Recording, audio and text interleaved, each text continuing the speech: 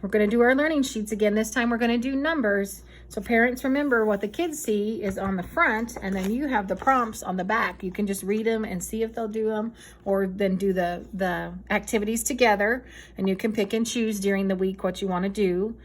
For those kids who aren't able to tell us a lot yet and aren't using on their language yet, you can hold it and you say, oh, touch 5, and see if they can touch 5. And remember, if they're not able to touch it, take their finger and touch it and say 5. That's 5.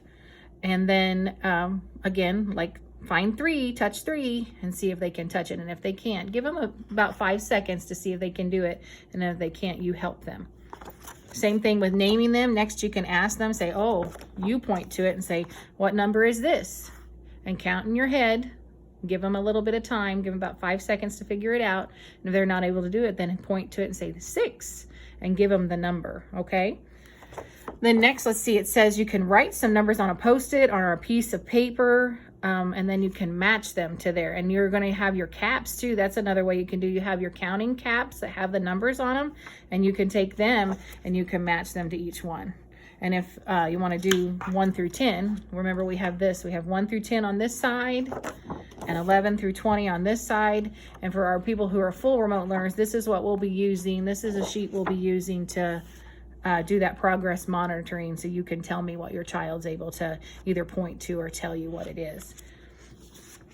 Next activity on here is use Play-Doh or clay to form into different numbers. I told you with the shapes, you can roll out different lines, just little lines, and then you can make the numbers with the lines. See if your child will do that with you.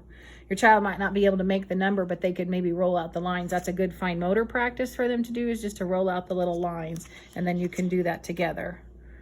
Then it says the next one is to pick a number and count objects. Like if you're having a snack, like goldfish crackers or something like that, count how many goldfish crackers you have and maybe make it small. Keep it in groups of, 10 or smaller at this time, unless they can count higher.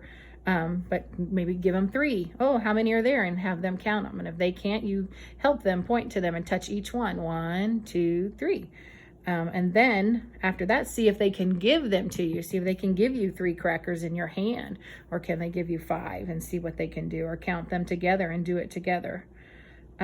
Rote counting practice. What rote counting means is they just count. So you ask them to count and they count as high as they can. 1, 2, 3, 4, 5, 6, 7, 8, 9, 10, and keep going.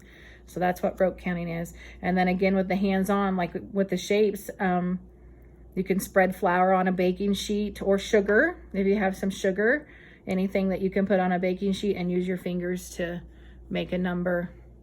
Or like I said, you can use sand or dirt or whatever you have at home. Just something that's kind of loose and that you can make it with. Alrighty, so that's it for numbers. I'll see you later.